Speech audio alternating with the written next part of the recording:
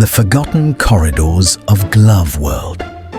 There is a theory that Glove World, the amusement park SpongeBob and Patrick loves so much, has areas that were never meant to be visited. Places far older than the rides and attractions everyone sees on the surface. Fans call these places the Forgotten Corridors, hidden behind walls, under the sand, or buried beneath the newer sections of the park. Even though Glove World looks cheerful with bright colors, goofy glove decorations, and fun rides, this theory says the park used to be much bigger and stranger long before SpongeBob ever visited. Over the years, the owners covered up old parts instead of removing them, creating hidden tunnels and empty hallways that still exist beneath the park. People say these corridors are not dangerous, just abandoned and filled with objects from the earliest days of Glove World. And sometimes the park shifts enough during the night that the old parts momentarily connect to the places visitors walk through. The theory begins with the idea that Glove World has been rebuilt many times. Each time the park added new rides, they built them on top of older attractions. Instead of clearing everything out, workers simply closed off old rooms and sealed doors. But underwater wood and plastic shift over time, and pressure from the ocean can push old panels open just a tiny bit. That means someone wandering the park late at night could find a door where there wasn't one before. SpongeBob and Patrick never stay long enough to explore these areas. But fans imagine that if they ever did, they might find long, narrow hallways lined with faded glove signs, old ticket machines frozen in place, and dusty racks filled with glove-shaped merchandise. No one remembers. Fans point to small details in episodes where things in Glove World look slightly off. Sometimes a ride appears older than the ones around it. Sometimes a wall has a rusty hinge that does not match the rest of the park. Sometimes a worker mentions something about the old section or the original layout before quickly changing the subject. These clues inspired fans to imagine the Forgotten Corridors.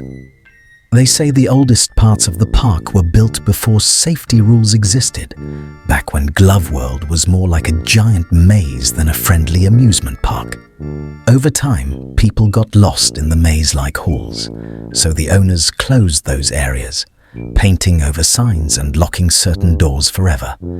But the ocean is patient, and old structures do not stay hidden forever. According to the theory, Glove World's Forgotten Corridors wake up at night without actually being alive. It is more like the park shifts slightly as the sand underneath moves. Some hallways sink deeper, some rise closer to the surface. Old vents open when currents blow through them. Faint echoes of old glove-themed songs might hum through the empty hallways, not because someone is singing, but because the pipes vibrate with leftover music stored from decades ago.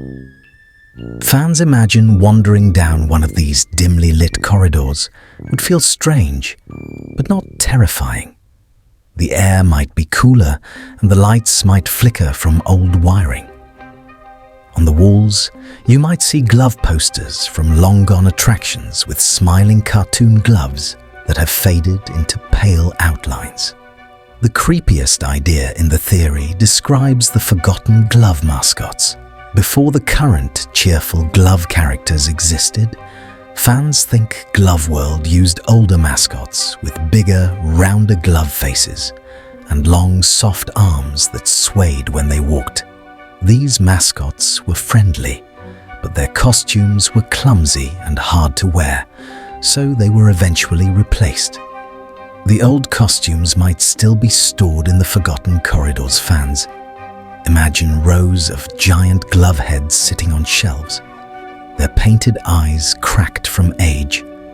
They are not alive, but seeing a dark room full of huge empty glove faces staring silently forward would be unsettling for anyone, even SpongeBob.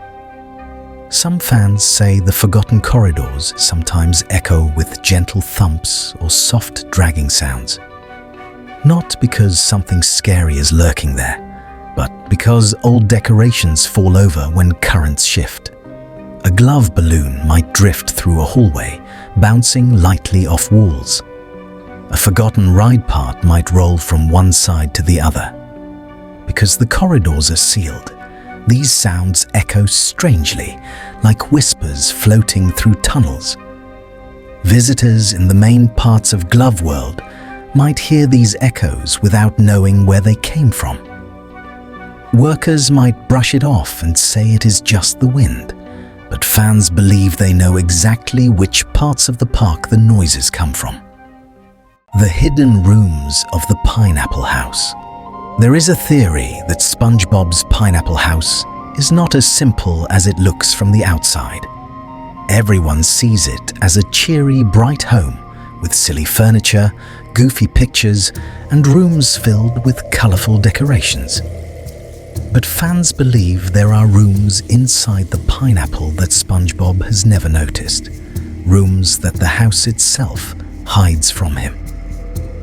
The theory says the pineapple is alive in a quiet way, not like a talking creature, but more like a plant that remembers its old roots from when it grew above the ocean. A pineapple is full of layers, holes, and pockets, and the theory says those pockets never went away when SpongeBob moved in. Some of them became tiny secret spaces buried deep within the walls.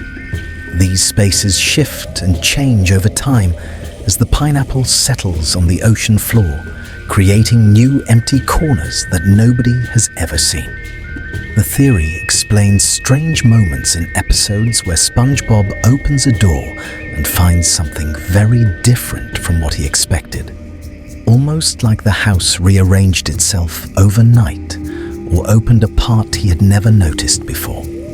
Fans first started talking about this theory because of the way the pineapple looks on the outside. It is large, taller than most homes in Bikini Bottom, but SpongeBob's rooms do not seem to fill the whole space. There is always extra room above the ceiling where nothing is shown. Some fans think that area contains one of the hidden rooms. They imagine it as a quiet chamber filled with faint plant smells and soft, spongy walls that curve inward like the inside of a fruit. In that room, the light might be dim and golden, as if sunlight were trapped in the walls. The air might be warmer and feel alive. The theory says the house uses this hidden room to store memories of everyone who has ever visited, like faint echoes that sink into the pineapple's sides. There is also a theory about a room under the house. The pineapple sits firmly on the ground, but sometimes the floor creaks in strange ways, almost like something hollow lies beneath it. When SpongeBob jumps or dances, the sound changes depending on the spot he stands on. Some fans say that means there is a chamber under the floorboards. This chamber is not dark or scary, just empty and warm, like the inside of a fruit shell. The room might shift slightly during the night as the pineapple settles and rearranges its roots. SpongeBob has never discovered it because the door to this space only appears when the house wants it to appear.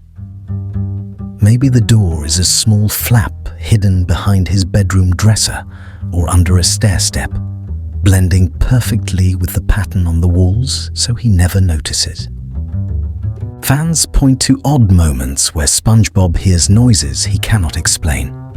Sometimes he thinks Gary is the one making the noise, but Gary is fast asleep. Other times, SpongeBob blames the wind, even though there is no strong current. These noises might be the pineapple stretching or opening a new hidden space somewhere inside itself. Plants grow and shift even after they are picked, and the theory says this pineapple still has that ability. It might expand its inner parts, open new hollows, or close old ones, The movement would be gentle, but could make faint creaks, sighs, or rustles. SpongeBob would never worry about these sounds because he is used to odd things happening, but fans imagine something quiet and alive shifting within the walls each night. Another part of the theory says the pineapple sometimes shows these hidden rooms to Gary.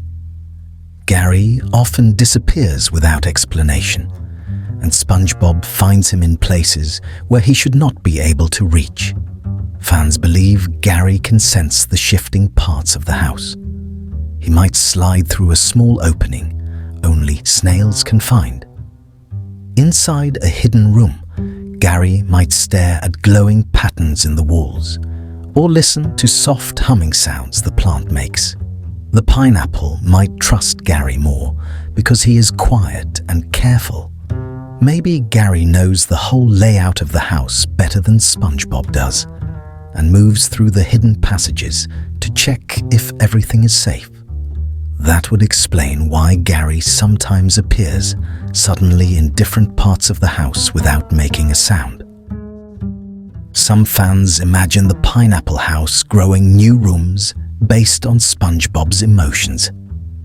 If SpongeBob feels excited or creative, maybe the house grows warm, brighter spaces that reflect his cheerful mood. If he feels scared or sad, maybe the house makes small, cozy pockets where he could hide if he ever found them. The house might sense what SpongeBob needs and shift its inner structure to help him, even if he never realizes it. Plants react to light and sound, and this pineapple might react to SpongeBob's feelings. At night, when SpongeBob dreams, the house might quietly reshape itself, so he wakes up feeling comfortable without knowing why. One of the creepiest ideas in the theory is that the pineapple house sometimes opens a door while SpongeBob is asleep. Not to show him something scary, but to connect different rooms in new ways. Fans picture SpongeBob walking through his hallway one morning and noticing the walls feel slightly closer or farther apart than before. He shrugs it off because he is used to unusual things, but the truth might be that the house rearranged itself during the night. A hallway might lead to a different room than it did before. A closet might be deeper or shorter. A drawer might have an extra space in the back that was not there yesterday. None of this would scare SpongeBob because he is too positive to notice the changes. Some fans take the theory even further and say the pineapple has one special hidden room called the heart room. It is the oldest part of the pineapple, the center that remembers everything the fruit went through before SpongeBob lived inside it. This room might be warm and filled with soft, glowing orange light. The walls might pulse gently, like the center of a plant. Fans think the heart room listens to the entire house, reacting to sounds and movements. It might be the reason the pineapple feels safe and welcoming. SpongeBob has never seen this room, and probably never will, but it is always there, buried deep inside the walls, humming quietly. In the end, the theory says the pineapple house is not dangerous. It is strange, mysterious, and alive in a plant-like way, but it cares about SpongeBob. It protects him by shifting itself, hiding pockets of space, and listening to the ocean at night. It keeps secrets in its warm, glowing hollows. It lets Gary explore its hidden passages. And even though SpongeBob has never discovered these rooms, they watch over him while he sleeps, making sure he always wakes up ready for another happy day. The ocean was calm the night SpongeBob walked home from the Krusty Krab. The water felt heavier than usual, like something was waiting in the darkness, even though he could not see anything at all. Jellyfish fields glowed faintly behind him, and the tall coral shadows stretched across the sand like long-reaching fingers. SpongeBob tried to hum a happy tune to make himself feel normal, but the sound of it kept fading away, as if the water swallowed every note the moment it left his mouth. He passed a row of old coral homes that no one used anymore. They had cracked walls and empty doorways that looked like hollow eyes. SpongeBob usually ignored them, but tonight he noticed something he had never seen before. In the darkest window of the farthest home, a faint yellow circle shined like a single glowing eye. It flickered for a moment and then disappeared. SpongeBob stopped walking and rubbed his own eyes, thinking maybe he imagined it. When he looked again, nothing was there, and the window was just a black square. He gulped and hurried down the road, trying to convince himself he was just tired. The Krusty Krab had been extra busy, and Mr. Krabs had kept him working late because he said night customers sometimes tipped more. SpongeBob did not mind work, but tonight he felt a strange cold crawling across the back of his neck. He looked behind him again and saw nothing. Still, he could not shake the feeling that something was following him just a few steps behind. When he reached his pineapple house, he rushed inside and locked the door. The lights felt warm and safe, and he sighed with relief. Gary slid toward him with a small, happy meow, but then stopped suddenly. His eye stalks stretched tall, and he stared at the door as if listening to something outside. SpongeBob knelt down to pet him, but Gary backed away and hid inside his shell, shaking a little. SpongeBob bit his lip. Gary never acted scared like that unless something truly bothered him. SpongeBob tried to laugh it off. Maybe Gary heard a crab walking outside, or maybe Patrick was wandering around on a nighttime snack hunt. He made himself a warm cup of hot cocoa and sat by the window. His eyes drifted toward the same abandoned coral homes he had passed earlier. They were barely visible from his house, but he could still see their shapes. This time he noticed another light. It was small and dim like the glow from a cracked lantern. It blinked, then slowly floated upward through one of the empty windows. SpongeBob felt his stomach twist. He did not want to look, but he could not turn away. The light slowly drifted above the roof of the old home, then suddenly shot straight toward him. SpongeBob yelped and fell off his chair. When he scrambled back to the window, the light had vanished again, leaving only darkness. He hugged his knees and tried to calm his breathing. Maybe it was just a glowing jellyfish. Maybe it was a trick of the water. Maybe he was simply tired. Still, his mind would not settle. He decided to sleep early so he could wake up feeling better in the morning. He brushed his teeth, fed Gary, and turned off the lights, climbing into his comfy bed. The blanket felt soft and warm, and soon his eyes grew heavy. But just as he began to drift to sleep, he heard a soft tapping noise coming from outside. It sounded like someone gently tapping on his front door. Not knocking, just tapping. SpongeBob froze. He listened again. Tap, tap, tap. Slow and gentle, but steady. He wanted to call out, but his throat felt tight. He pulled the blanket up to his chin and stayed perfectly still. After a few moments, the tapping stopped. SpongeBob let out a shaky breath. Maybe something was blown against the door. Maybe a shell rolled over. He waited another moment, then slowly slid out of bed. He tiptoed toward the living room, trying not to make any noise. The house creaked slightly with every step, which made him flinch even more. He stood in front of the door and put his ear against it. He did not hear anything at all. He reached for the lock, but before he could touch it, he heard a whisper. It was a soft and scratchy sound, like someone dragging their voice across sand. It said his name, very quietly. SpongeBob. His heart almost jumped out of his chest. He stumbled backward, knocking over a lamp which fell onto the floor with a loud crash.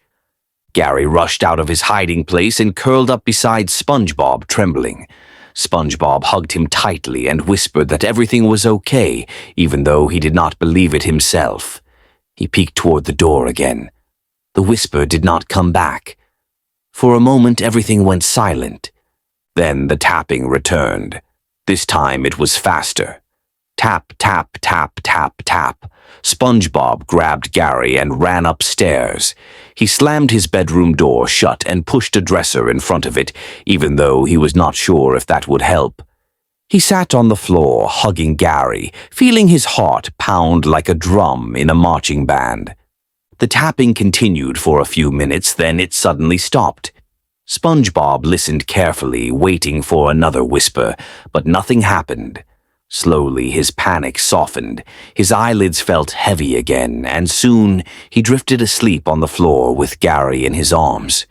When he woke up, the morning sun was shining through his window. The house was quiet.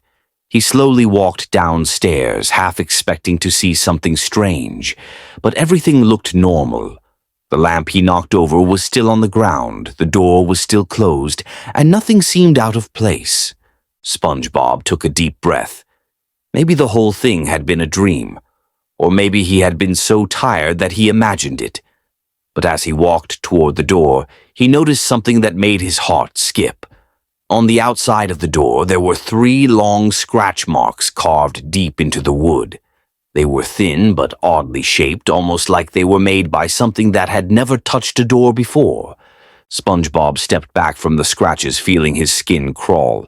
Someone or something had been outside, and whatever it was, it knew exactly where he lived. SpongeBob kept staring at the marks on his door, wondering who or what could have made them. His hands shook a little as he reached out to touch them. The scratches were deep and rough, almost like whatever made them did not have real fingers, but something strange and uneven.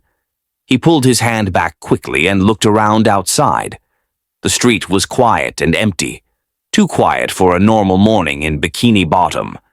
He took a hesitant step outside, trying to see if there were any other clues. The sand around his house looked normal except for a single thin trail that led away from his front steps. It looked like a line drawn in the sand by something dragging along the ground.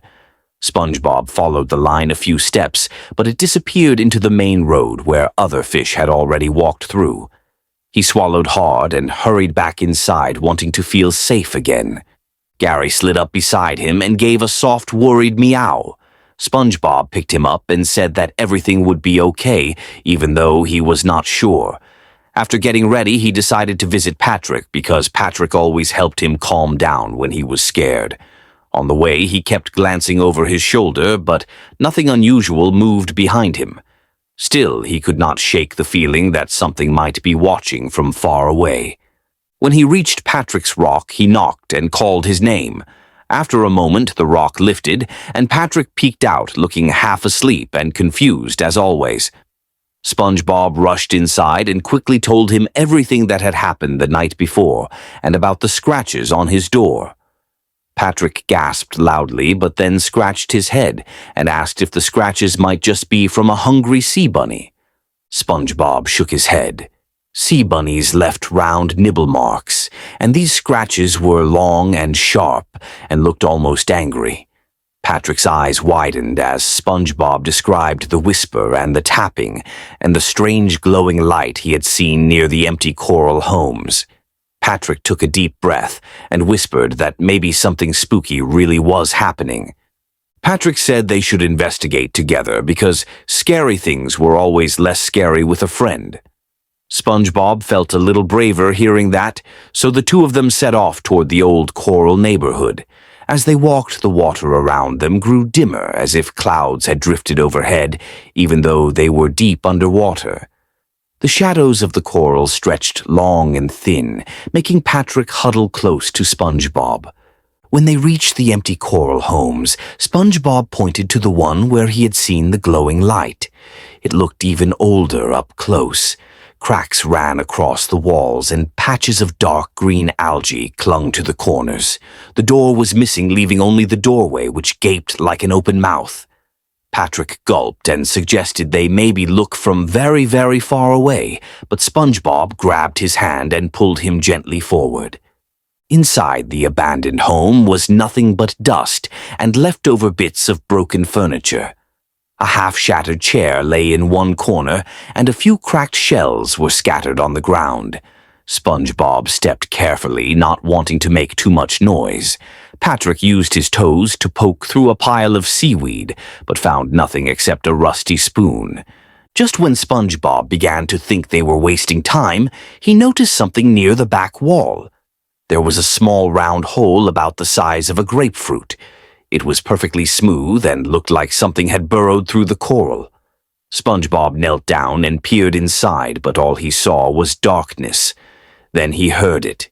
A faint, distant scraping sound coming from deep within the hole. It was soft but sharp, like something dragging across stone.